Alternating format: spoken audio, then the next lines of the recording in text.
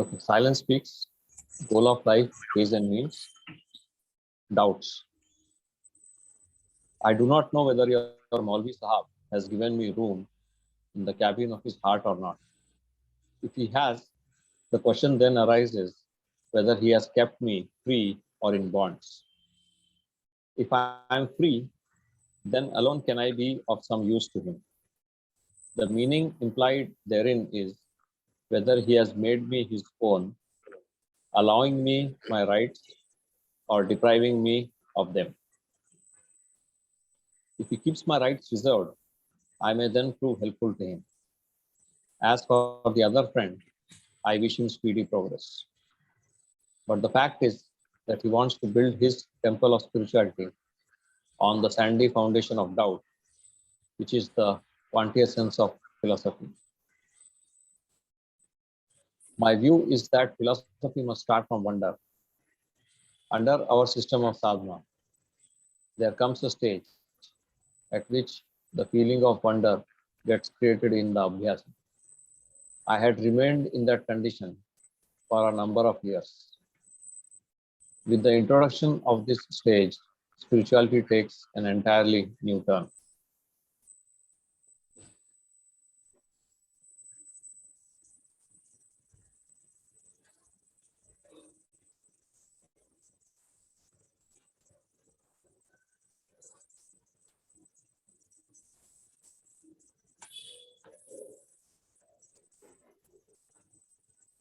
Any comments?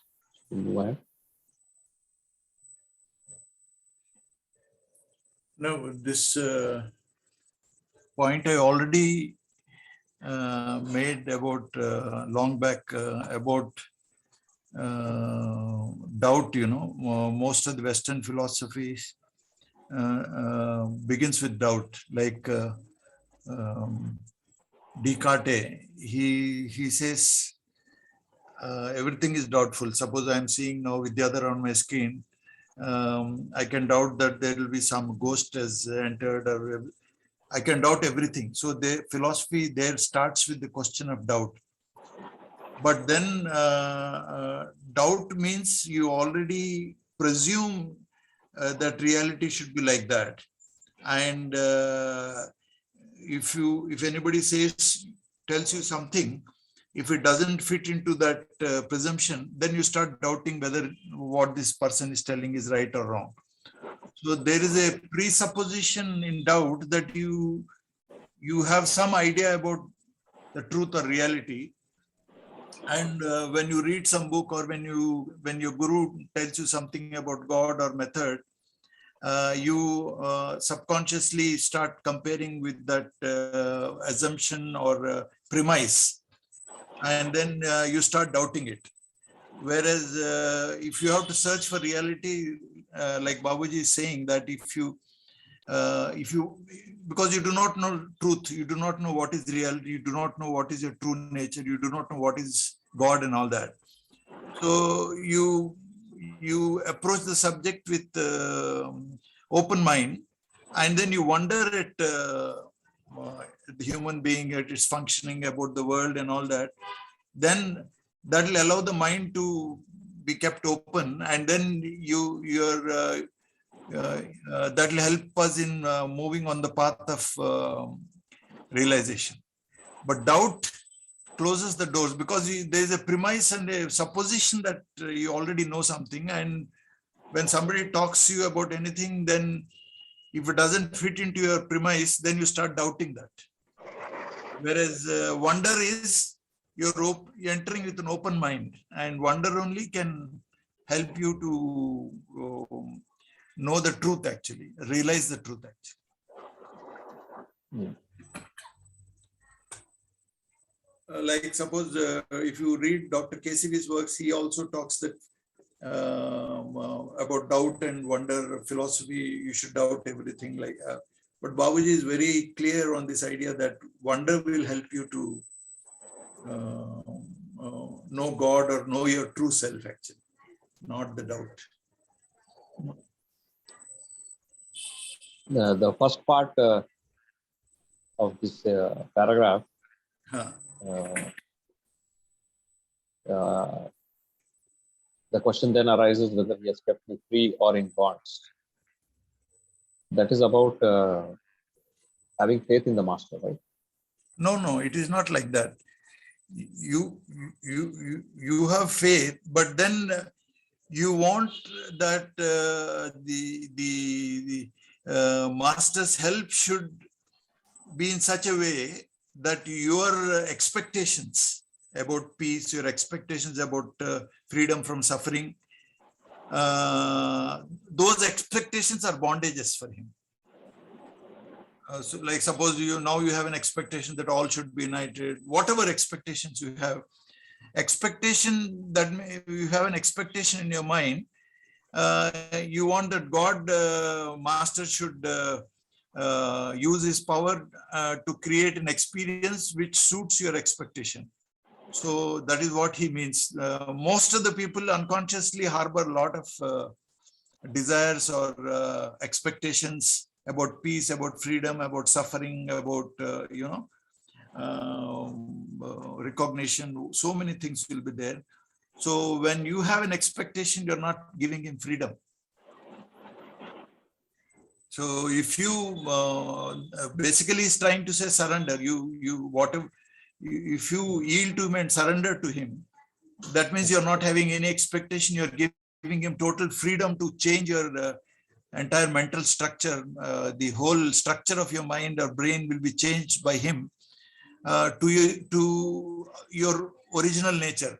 And he can only change if you give him freedom. If you have expectations about how society should be, how morality should be, how, so many things, so many thoughts will be there, which are nothing but expectations. And those expectations actually imprison him. You don't grant the freedom to the master to transform you. That is the idea, actually. You may have faith, but you also have expectation about the nature of reality. So you project those expectations, and then that way you're not giving him freedom. It should be unconditional acceptance. You should put aside all expectations, what future should be like, what your transformation should be like. All those things you should have the courage to give up all those notions. That's the idea. I feel it's like that.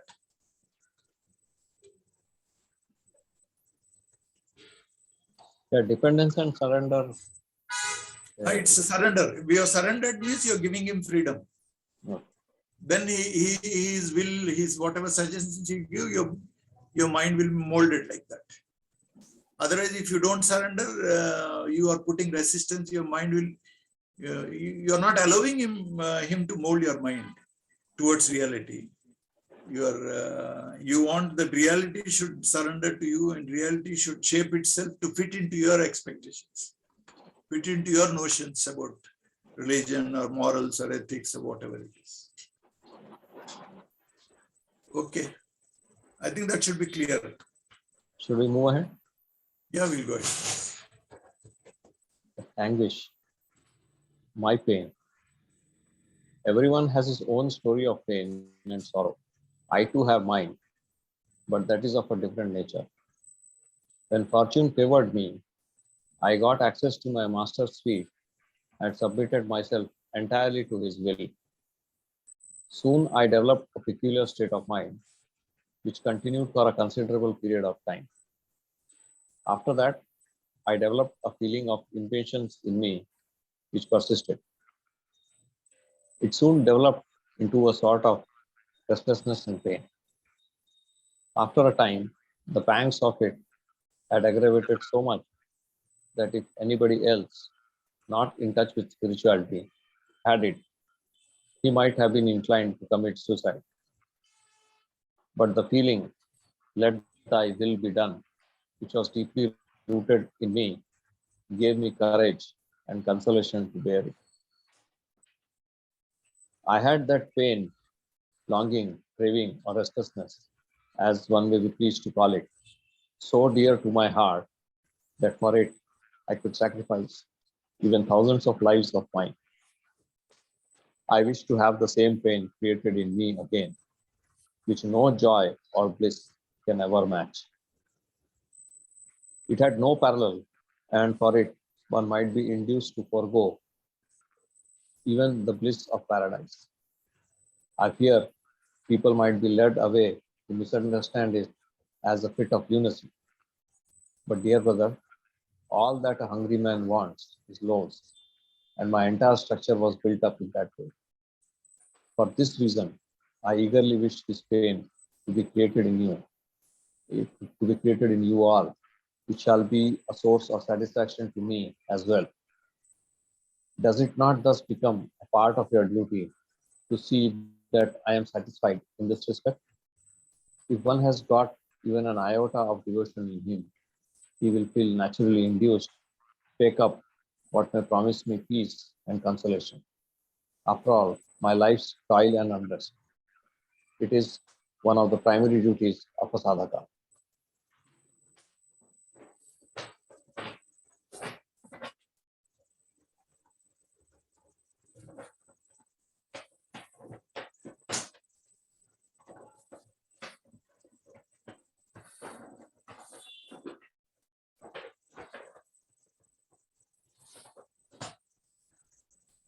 Actually, I'll read the last sentence properly. Hmm. If one has got even an iota of devotion in him, he will naturally feel induced to take up what may promise me peace and consolation. After all my life's toil and unrest. So,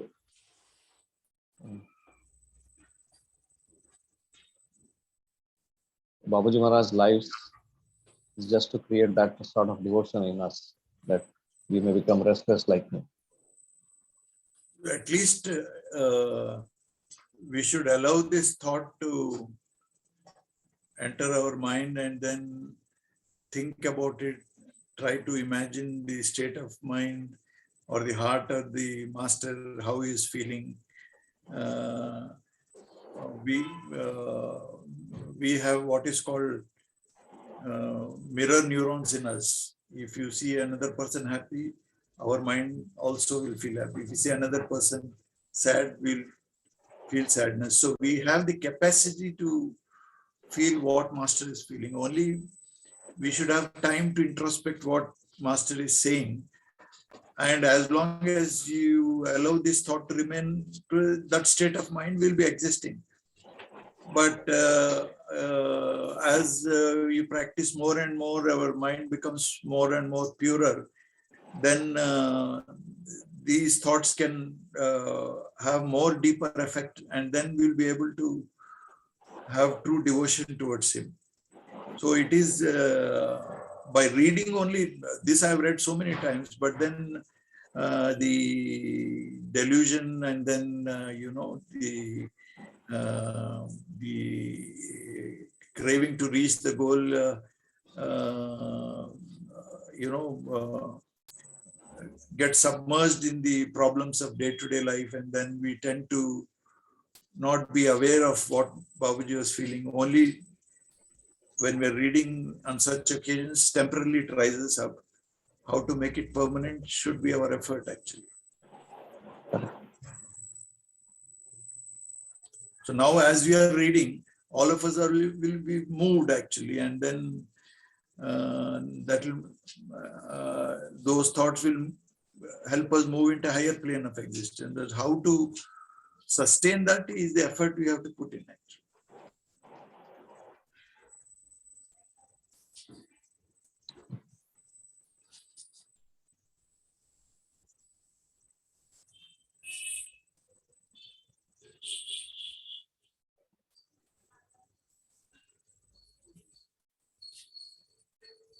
I'll move ahead. Yeah. People hanker after peace. So how can they be induced to take up restless longing for the realization of the object? I may assure you that the charms of this restlessness are far greater than those of peace. Peace which people talk about may no doubt be a high attainment, of which an abhyasi experiences a taste during meditation. But that also reveals that there must be a central point of it. When restlessness reaches the climax, it makes the beginning of peace. It may be, I fear, lest someone should come forward to say that he has stepped into the field of spirituality, not for having pain and unrest, but for achieving peace and tranquility. He may be right from his point of view, but from my point of view, I would say that the former is for those alone who have their eyes fixed firmly upon him, while the latter is for those who want only the enjoyment of the delights of the intoxication, so to say. This is not so very difficult to achieve, but the fulfillment, but the attainment of the other, that is pain, is not, of course, any child's play. The greatest saints have passed away, ever thirsting for it. A good many of them must have tasted peace. But let us now have a taste of that, for a spark of which one might well forego 1,000 states of peace and calmness. This is the foundation of the structure which helps to bring forth rare personalities into the world. I may also say that that is perhaps the best way of serving humanity. And a pursuer of this path cannot but be successful. It helps immensely the unfolding of the knots to clear the Abhyasi's way onwards.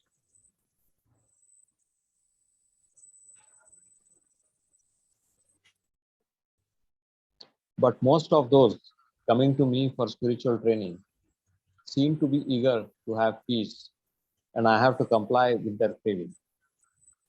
There are rare examples before me where the Abhyasi was found to be really eager to have that sort of restless pain. In fact, the real state of peace is that which is beyond comprehension, and there is nothing in contradiction to it. It may, however, be roughly denoted, not quite appropriately, as the peace of peace or the essence of peace. A poet puts it thus: दर्द का हद से गुजर जाना है दवा का हो जाना. When pain passes the limits of intensity, it becomes its own cure. This is, in brief, the story of my pain, which I have perhaps related in painful words. I shall have the fruit of my labor only when your hearts get flooded with it so much that you may yourself become an ocean of pain. What does it come to then? Neither pain nor restlessness, neither union nor separation, neither peace nor its opposite. It is only that for which we had developed pain. May my words, which have come out from the deepest core of my heart, produce the desired effect on you all. I may assure you that it is not at all difficult, for there is nothing difficult on the divine path. A firm will, committed with undivided attention, is all that is required. Everything that you seek shall then be found to be quite close to you, rather with you. Nay, in fact, you are yourself that which you seek. The only thing wanted for it is the burning heart, which might burn down the weeds and bushes on the path. You are to be what you really are, and pain is a proof of it, and restlessness its forerunner.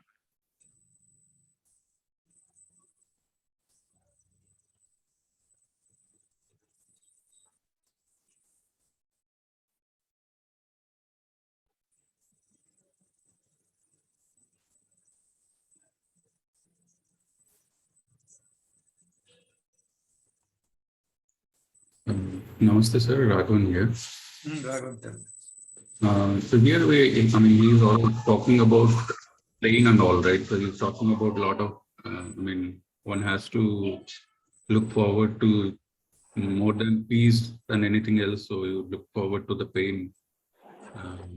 And there, in some other place, he also talks about this example of thorn in the feet, right? So once you are undergoing, the thorn in the feet.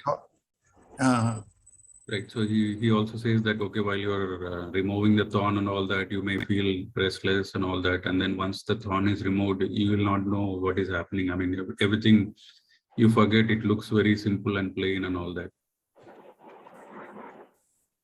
No, where are you quoting this from? Thorn in the feet. No, I think he's quoting from sensitivity and experiences. So it doesn't mean that actually. That is in a different context. A different context, and there he's talking about uh, condition of the mind or the psychological state of the mind. And he says, like, suppose you got pain, and then when the pain is gone, he talks about pain, state of mind or state of condition in your body where you are free from headache or something. He says even that freedom from headache is also a kind of a condition, and freedom from that freedom he talks of. And then he says that keeps on getting rarefied, keeps on going like that. He is trying to give you a sense of the nature, how the mind works, and what is how the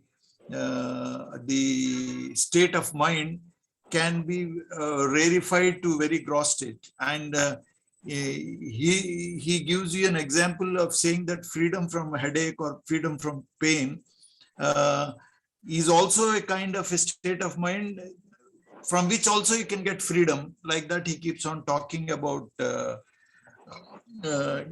giving us a glimpse of the possibilities when the mind keeps on getting subtler and subtler and subtler. A stage comes when it becomes so subtle that you're almost identical with the real nature of reality itself. So that is a very beautiful example of making you understand that, he's calling freedom from pain. And he says you should have freedom from that freedom also he's talking of. You can just get the sense what he's trying to tell you about it. So he's just trying to say how subtler conditions are existing in our mind. And then as you keep the awareness of the goal in your mind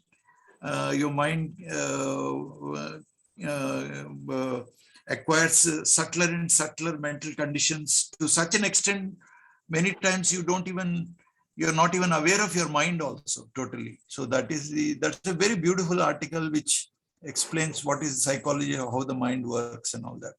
Here he's talking of the pain means, suppose you're meditating on him or meditating on divine light, and then your mind becomes extremely peaceful, and then your mind also is aware that there's a very finer or higher degree of peace is existing in you, and you want to taste that. And that kind of a craving to taste the ultimate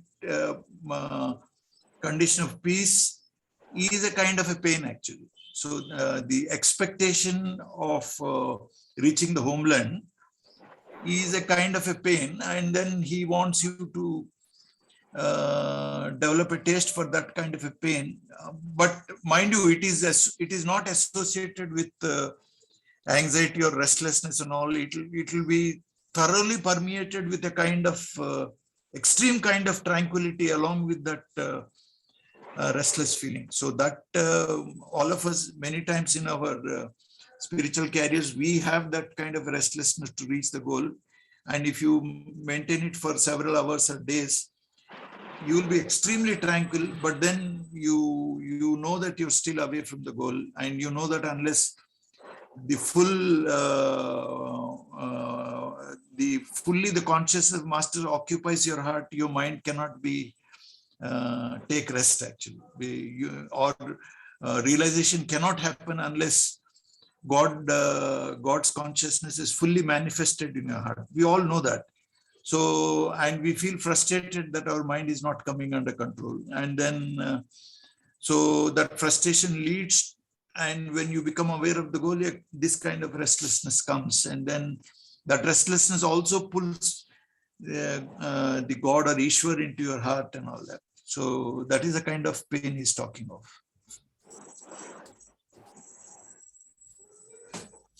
You got to the point, I don't know, Raghav, the question. I mean, I may not be 100%, but yeah, I get the little bit of essence of it. Maybe I can talk to you on that when I meet you again. Yeah, no, the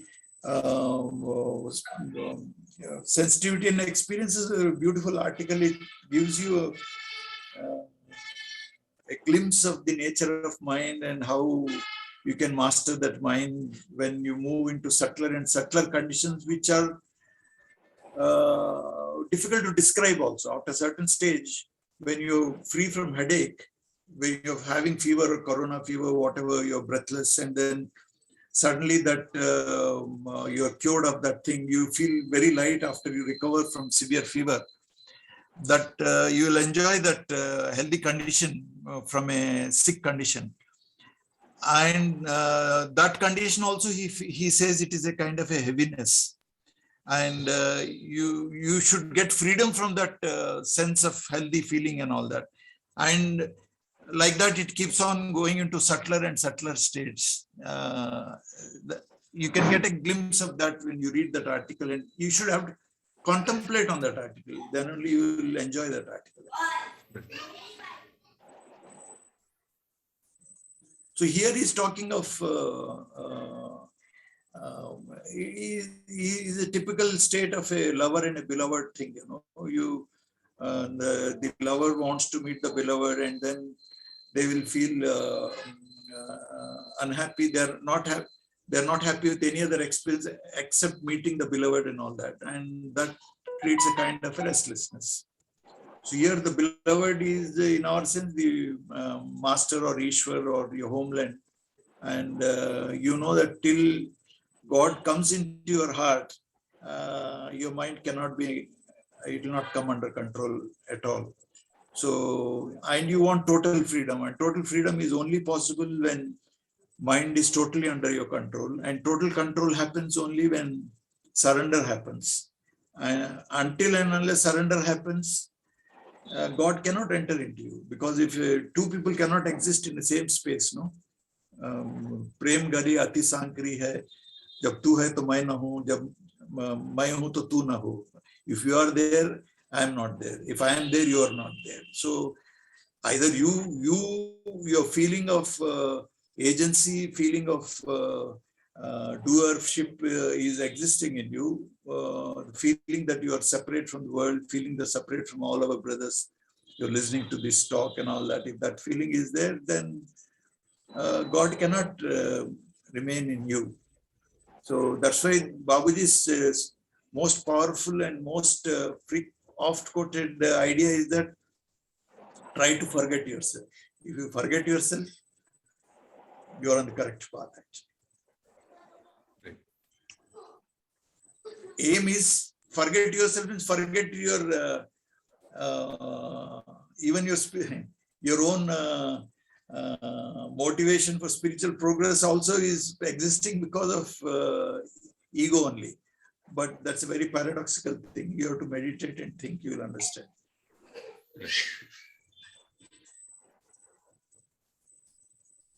Okay. Okay.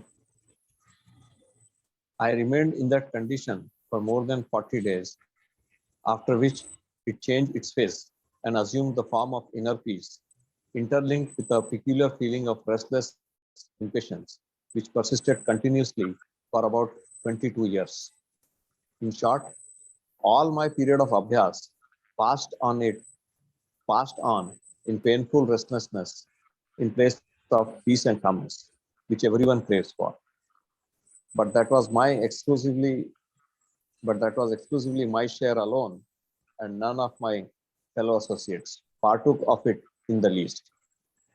I had in my heart a peculiar attraction for it. It is just possible that I might have misunderstood the meaning of peace, thinking it to be a state of pain and restlessness. But since times are now changed and everyone understands fully the actual meaning of peace, so they feel inclined towards it and crave for it. No such thought ever arose in my mind at any time. I was thereby saved from a black mark against my name to show that I had induced my master to grant me peace. Whatever I had was a boon to me, for which I owe my greatest gratitude to my great master.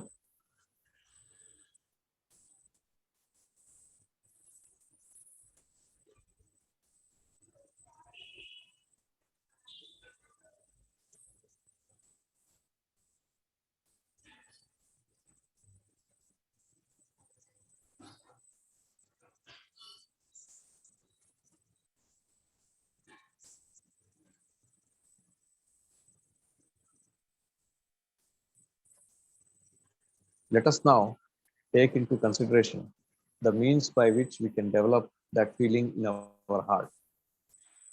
For that, we must take into account the factors that are helpful in this respect, as also others that serve to impede our progress on the path. The greatest obstruction on the path, as I could discover after a life's experience, is offered by our feelings of partiality and prejudice, which may be roughly assumed to be a type of ahamkara. It exists in numerous forms, which are known to everybody. To clarify my point, I may take up an example. If a king thinks and repeats every moment that he is a king, it means he is adding around himself more and more layers of grossness and solidity. And in that case, everyone would be accusing him of arrogance and vain pride.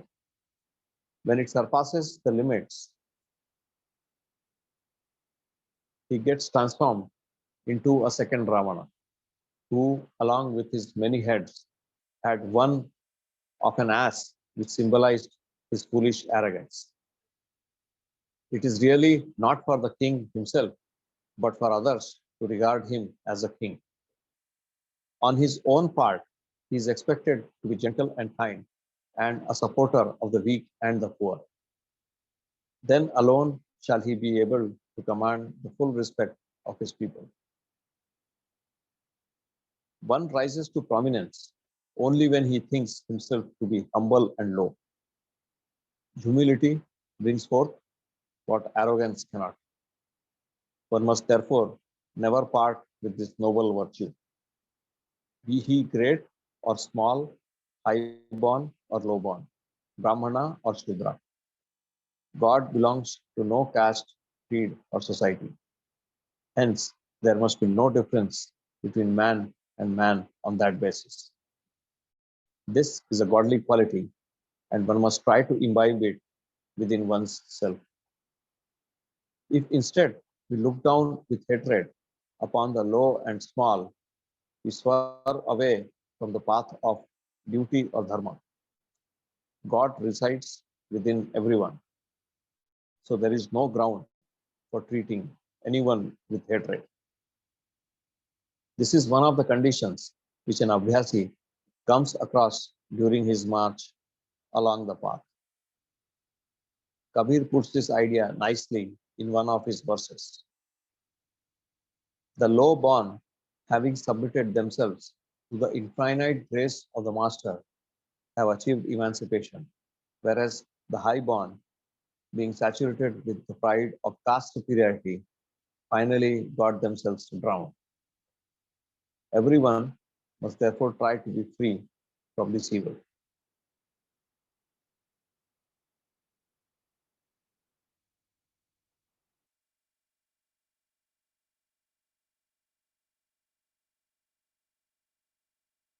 My lot is perhaps very miserable, for it is I alone who am held responsible for all the vagaries of an abhyasi. There are some among our associates who do not care to exert themselves in any way, but expect me to do everything for them by the exercise of my inner powers. They want that I must pull them up for satsang. I must fix them up in their daily abhyas. I must set them firmly on the path and make them cross regions and stages, all by the force of my will and powers. They do not like to do anything themselves by way of adjusting their ways of living or molding their habits, or even doing and practicing as they are told to. But in spite of all this, they have only to blame me for all their backwardness and lack of progress. And I too, on account of my peculiar nature, begin to feel like that. I therefore try to thrust into them what seems best in each case, even without their care or cooperation. In one or two cases, the Abhyasi has gone so far as to blame me for not giving him higher approaches all at once. Can such a thing ever be expected anywhere else? Certainly not, I'm sure. Why then is it so here? It may perhaps be due to my being overindulgent in this respect. How far it can be justified, I leave it to your own judgment. In this connection, I know of an instance which I quote here. A great saint, once being deeply impressed by the devoted services of one of his disciples, bestowed upon him his full grace all at once, transforming him completely like his own self. The result was that by the time the transmission was over, the man began to breathe his last. Now, suppose by the Master's grace, I have that power and I may even exercise it with all the necessary precautions to safeguard the Abhyasi's life. It will then be a matter of a second, no doubt. But of what avail shall it be to him, as the state thus thrust in will not be cognizable to him, since he has till then been accustomed to the conditions of the lower plane only. Consequently, he may not be able to take into account at all. Ordinarily, to a common man, the highest pursuit is the attainment of peace, while the aforesaid condition is far beyond. The result will be that he takes a considerable time to have it fully manifested. It is also possible that not having the patience to wait so long, he may break off during the time, thinking that he has been deceived. However, if the condition is instantly brought into full swing, there is then the danger of his nerves being shattered, and that may, in other words, amount to deliberate murder for the sake of sending one to heaven.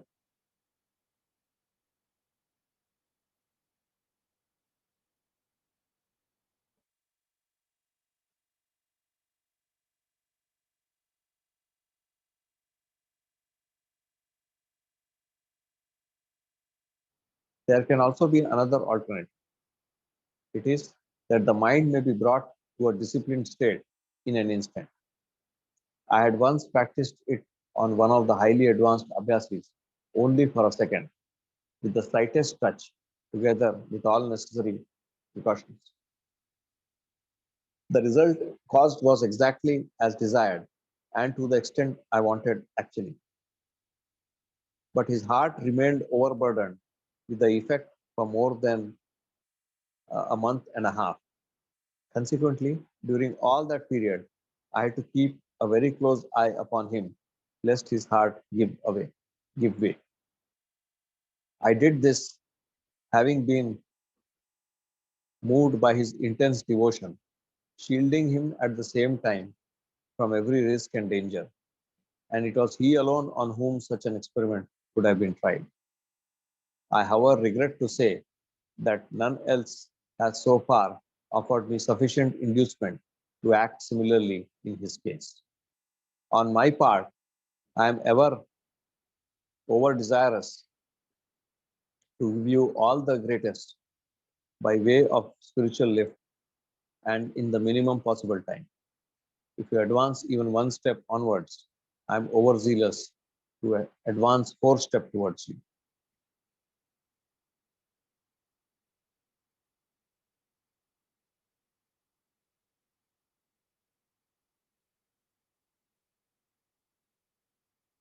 I am reminded of the words of Swami Vivekananda saying, the human form, longing for moksha and association with an elevated soul, is a difficult job to secure.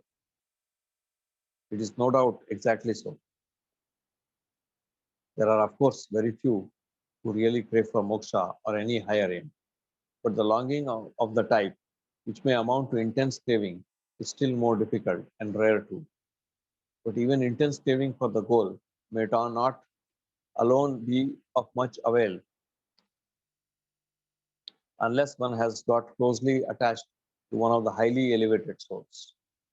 Now, suppose this also is there, even then one thing remains wanting therein, and that is the abhyas or the practice. Thus, all these factors having come together may alone be helpful in the realization of the final object. This is the well considered opinion of all the great saints.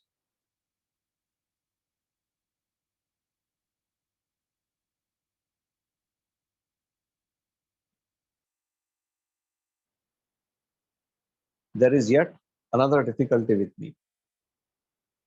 I am by nature overindulgent and highly susceptible to external pressure, with the result that I am not able to reject requests for favor or help if they are not otherwise objectionable in any way. This may be counted as one of my defects, but I have my own reasons for it, which I do not like to divulge. Though, at the bottom of my heart, I wish you all to have a taste of it yourself. Let this defect therefore be mine and remain confined to me alone. As a matter of fact, whatever one wants of me in connection with his spiritual enterprise, I feel inwardly induced to do my best for it and impart to him what he desires. For example, most of the people coming to me seem to be eager to have peace. So, in compliance with their wishes, I do transmit to them accordingly. I am thus compelled to give them doses of peace, withholding the pursuance of the real objective, which is thus considerably delayed. I cannot therefore go on freely with their spiritual training on strictly spiritual lines. During my leisure hours, I remain mostly busy with cleaning the abhyasis under my training in order to develop in them the remembrance of God all through. And this service is for me a substitute for God's worship, hence my foremost duty. But that is a very tedious job and requires quite a long time, which might perhaps exhaust the patience of the abhyasi. As a general rule, one does not feel much interested in meditation when the cleaning process is being effected or when impressions and bondages are being loosened, which is in fact the only effective course and one greatly helpful to this sacred cause. But I but while I proceed on thus, I have to make allowance for his craving for peace and satisfaction as well, which he wishes for and values most. For this reason, when he does not feel interested in meditation while receiving this type of transmission from me, he thinks it to be of no avail and consequently drops off from satsang. The proper course should have been that after having judged fully the capability of the teacher and finding him quite up to the mark, we should trust him and follow him, leaving everything to him. We should not try to dictate terms for the ways and lines for his spiritual training, because the teacher alone can understand what is best for the abhyasi.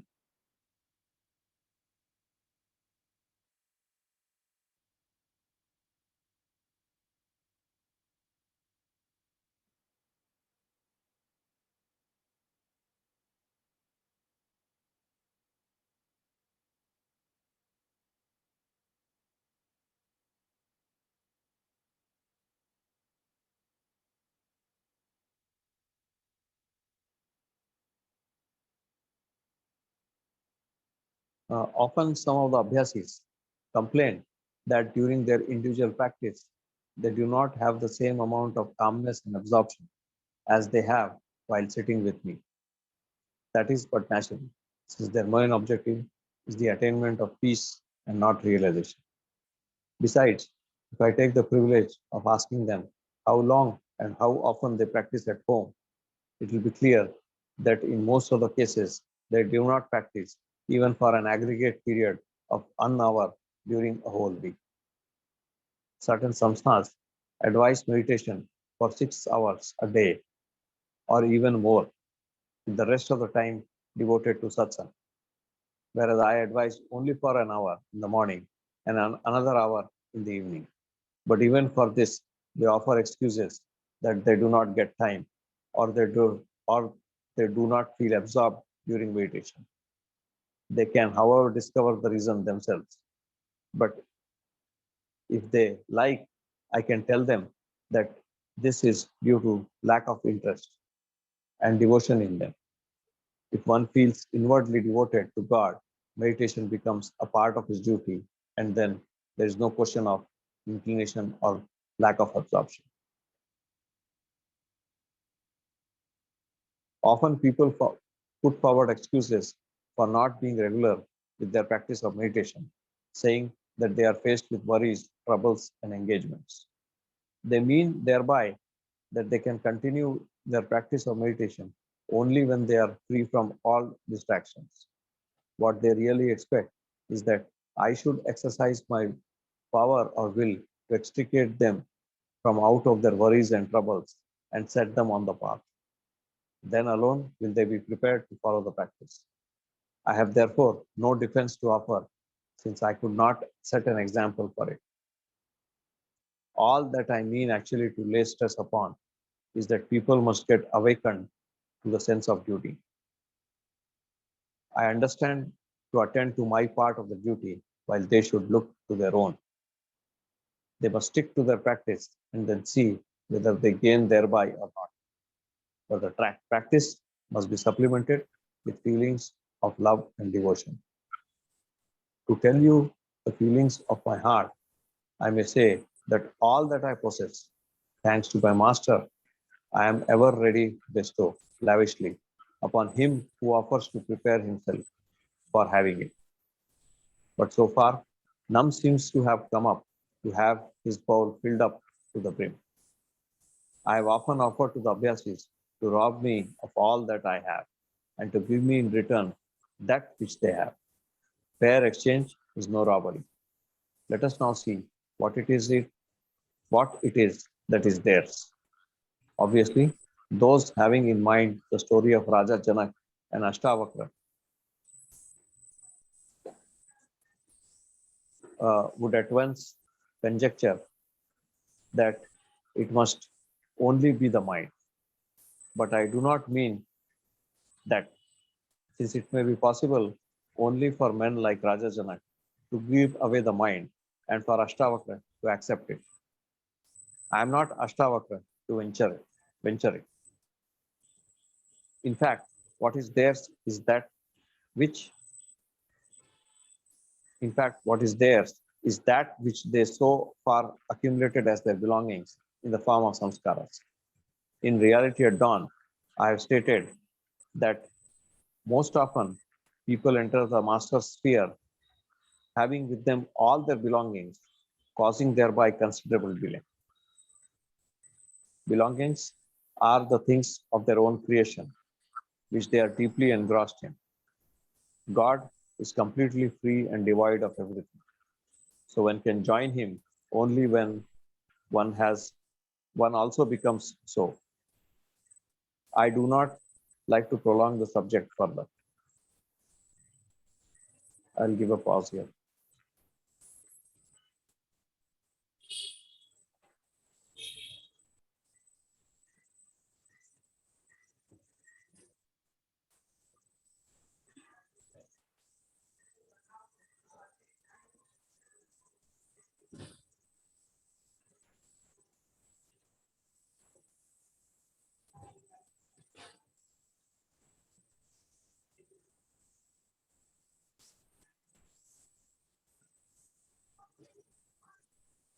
So what is this story of Janaka and Ashtavakra?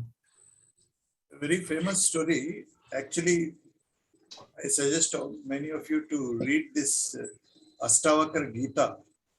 So Astavakra keeps on questioning, and Raja Janak was a realized person, so he answers all his answers very correctly. In one of the interactions, he asked Raja Janak, you claim that you are a sannyasi or renounced everything, though you are a king and all that. Will you give up this throne then? He instantly gets up, he says, yes, you come and sit on my throne. That means he's totally, his mind, body, everything is surrendered to God.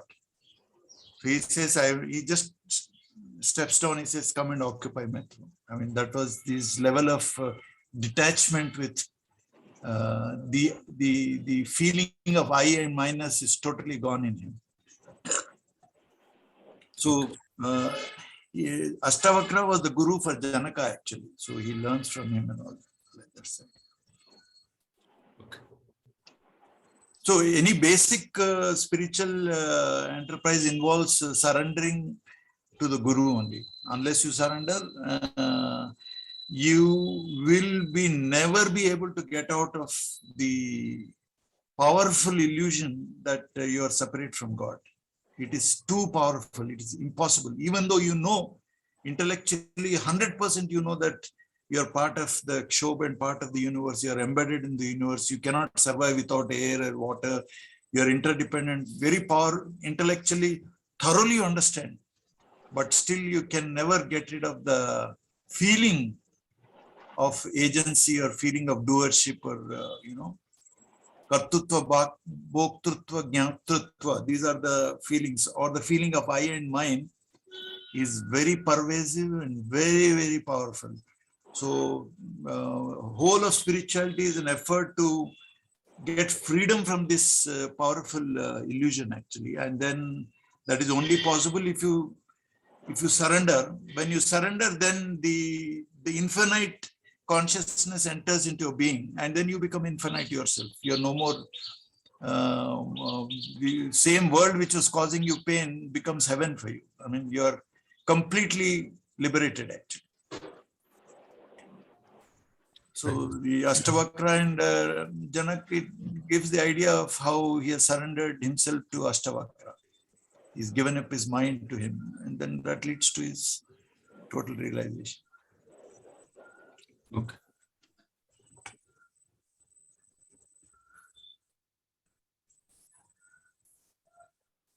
So all our efforts are aimed at movement towards giving up our attachment to the body, attachment to your wife and children, attachment to our caste, attachment to our nation, attachment to our religion, everything you have to give up.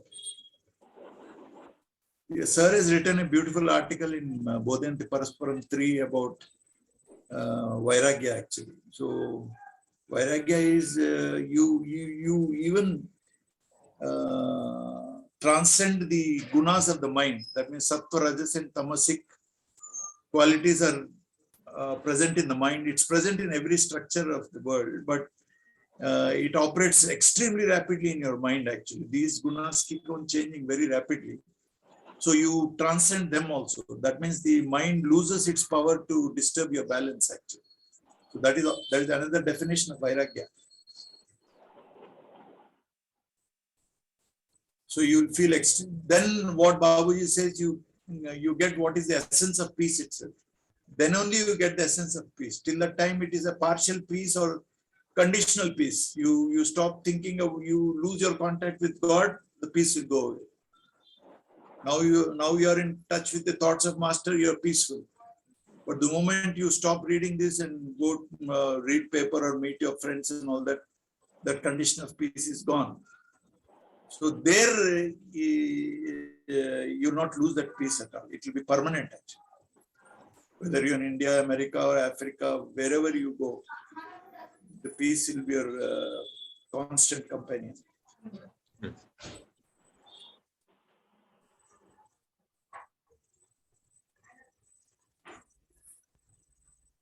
Okay. Astavakra Gita you must read actually. Everybody must read that. It's very beautiful.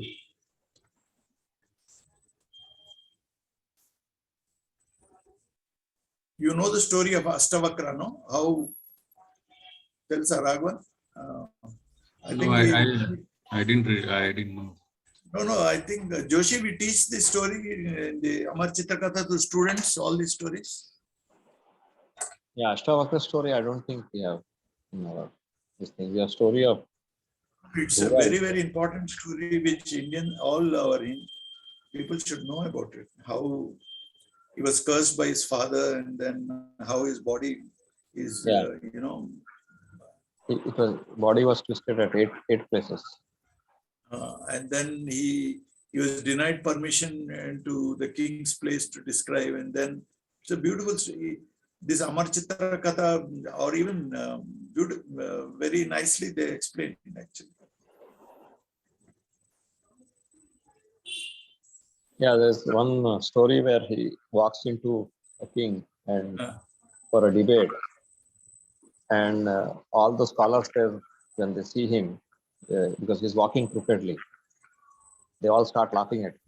yeah, that's right. So he in turn starts to laugh, and He the king says, asks, "Whom are you laughing? You're laughing at God for making me like that," he asks. And then he defeats all of them he defeats a very famous Brahmin. And then he defeats all these scholars in the debate.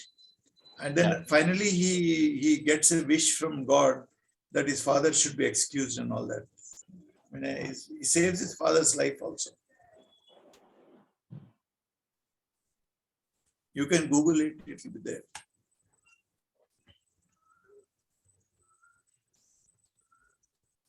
Okay, Vidyadhar will move ahead, yes. I do not like to prolong the subject further. You are all wise and learned and understand your duties well. The glory of God is reflected only in the heart, which is pure like a mirror. May God grant you all the capacity to come up to it to solve your problem of existence. Actually, Vidyadhar, this idea of a mirror, it's a very powerful metaphor to understand. The drashta inside you, that means the Atman or God inside you, which powers your mind, that is actually a mirror. But the mind is like a video camera or a camera which retains all the memories actually. Suppose you develop hatred against somebody or develop a liking for somebody, that is recorded in the mind. But when you have detachment, you are transcended raga dvesha, that means desire and aversion. Then the mind also becomes like a mirror. It will not, suppose somebody insults you, it is like a mirror. During that time, it is there, the person goes back, the mirror, it will not hold a memory. But whereas the mind, it is just like a video recorder, it records everything. So our mind also should acquire the capacity of a mirror, whereby you are not attached to either praise or blame like that. So then only yoga becomes possible. That means your mind is in harmony with the God or the drashta inside you. That is the union actually. So this is a very powerful metaphor actually. We have a mirror in us, that is the God inside us, that is the drashta. But our mind is not like a mirror. Our mind is more like a photographic plate which records all memories. So any dislike you have, it permanently remains there unless you make a spiritual endeavor to get liberated from that aversion or desire. It will not acquire the qualities of a mirror.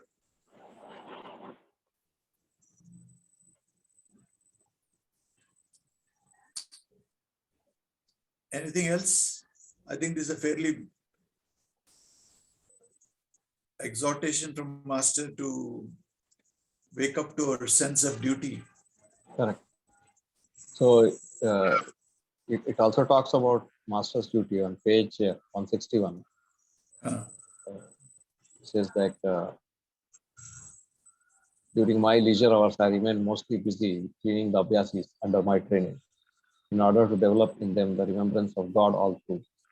And this service is for me a substitute for God's worship, hence my foremost duty. So master is doing his duty and is exhorting us to do our duties. That's what he told, that I get exhausted. That's why I want. That's why I created the preceptors and all that, who should share the burden of this cleaning work.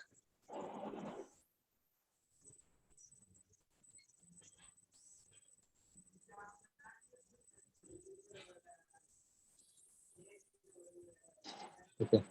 Should we stop here or?